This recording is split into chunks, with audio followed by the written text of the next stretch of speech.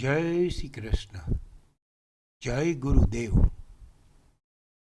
शिक्षा for the market में हम आज बजाज ऑटो का रिव्यू लेंगे। ईयरली हायर गैप आरएमएसएल हायर खुल के स्टॉप एंड रिव्यू सेल हो गया है। स्टॉप एंड रिव्यू सेल हो गया है। उसका रजिस्टेंस है 4241।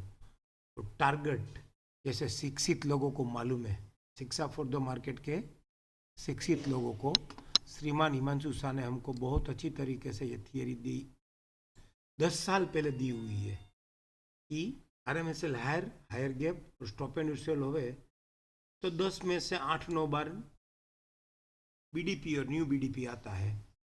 3211 और 296365 उसका टारगेट अप्रोक्सम कर सकते हैं, लेकिन कब?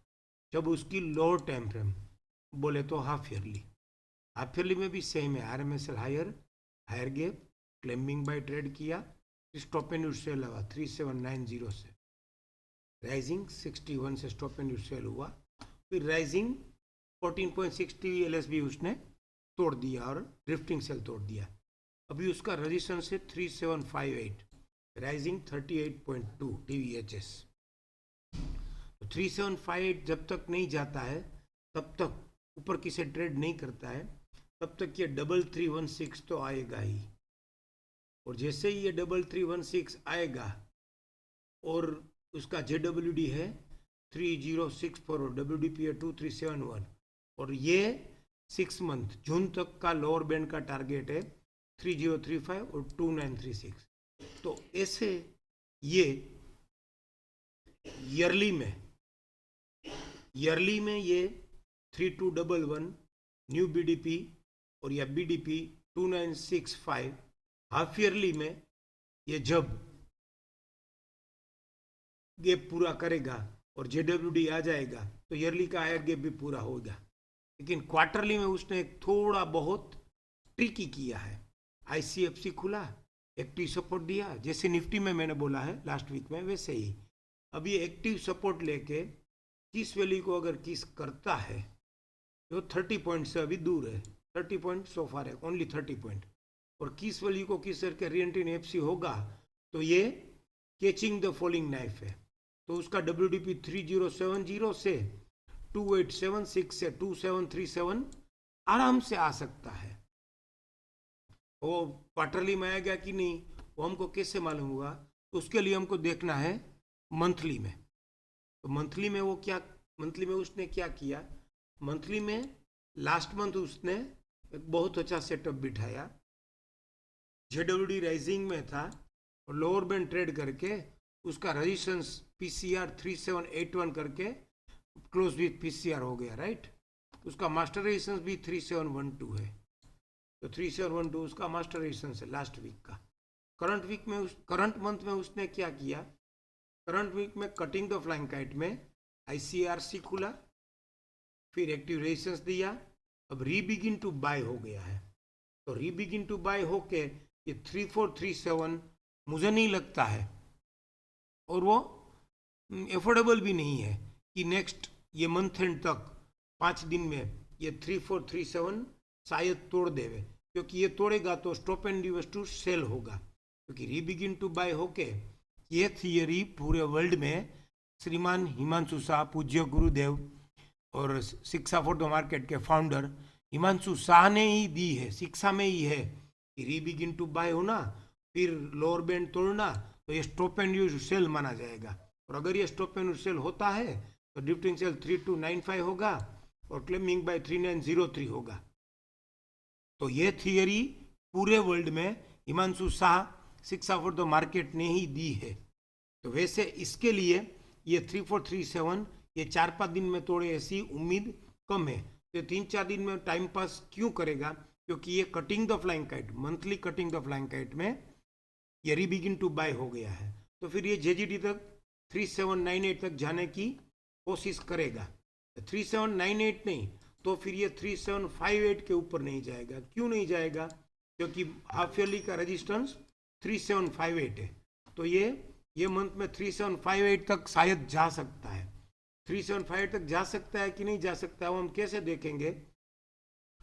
तो लास्ट टू लास्ट 10th अप्रैल वाले वीक में कैचिंग द फॉलिंग नाइफ में डार्क रेड में कैचिंग द फॉलिंग नाइफ में stop and reverse to buy हुआ है। उसका target max to max target 3694, right? हमको मालूम है, पूरे सारे 6 को मालूम है। Dark red stop and reverse to buy, target max to max BDP 3694। Last उसके बाद वाला वीक 17 अप्रैल में भी dark red stop and reverse to buy, target 3694। तो 3694 आने की उसने कोशिश की। फिर लास्ट वीक 24 अप्रैल वाले वीक में उसमें भी डार्क रेड में stop and reverse to buy हुआ, तो 3694 उसको आना था, वो भी आ गया। अभी उसको 3758 ट्रेड नहीं करना है, वो कैसे? तो 3755 तक मैक्स टू मैक आएगा।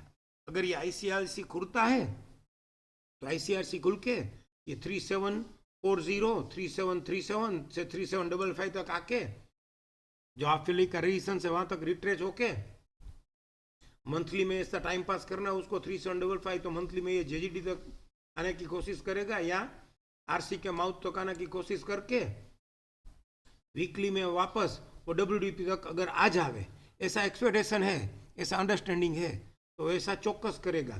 तो उसका नेक्स्ट वीक का जर्नी क्या रहेगा? 3737 से डब्ल्यूडीपी 3457, तो यही है नेक्स्ट वीक की जर्नी। बाकी ओवरऑल उसको ये ईयरली हायर गैप खत्म करने, ईयरली हायर गैप फिल करने के लिए ईयरली का हायर गैप है हमारा न्यू बीडीपी 3211 और हाफ ईयरली का हायर गैप है हमारा न्यू बीडीपी एटलीस्ट 3316 और उसका बीडीपी है 3200। तो 3200 तक 3200 तक उसको आने की कोशिश करनी है और वो कोशिश करता रहेगा। और डेली में ये क्या हुआ है? डेली में ये 3764 और ये 3771, 3764 और 3771 क्या है? तो ये 3849 है टर्न अराउंड और कंप्लीट टर्न होने का बीडीपी, क्योंकि उसके बाद फॉलोअप सेल आ गया है।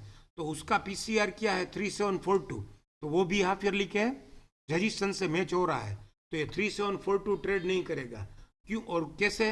ये अभी टर्न अराउंड हो गया, टर्न अराउंड होके ये वापस लेडर भी मिला है। तो टर्न अराउंड और कपलिंग टर्न अराउंड 3771 से प्राइस से होता है, लेकिन हाफ ईयरली का 3758 रेजिस्टेंस ट्रेड नहीं करेगा। और ये जो कंप्लीट टर्न अराउंड के घर में गया है उस दिन का पीसीआर भी 3742 शायद ट्रेड नहीं करेगा और नहीं करना चाहता है, वो हम सबको मालूम है। यहाँ पे भी नहीं किया होगा, 3764 है और RMSLI नो रिट्रेसमेंट है जो शिक्षा सिस्टम का बहुत बेस्ट थियरी है। और ये तो इसीलिए ये 3748 ट्रेड करना नहीं चाहता है और वापिस ये 3748 के घर में आया है, ये हम सबको मालूम है। तो ये 3748 के घर में आया है कैसे? उसने 3709 का हाई किया तो 3748 का घर ही आया है। अभी शायद 375 ट्रेड ना करे और धीरे धीरे जैसे डेली में और वीकली और मंथली में हमने देखा, नेक्स्ट वीक पूरा डिस्ट्रीब्यूट होके वापस उसको ही जर्नी 3200 तक की बन सकती है। Thank you. जय श्री कृष्ण, जय गुरुदेव।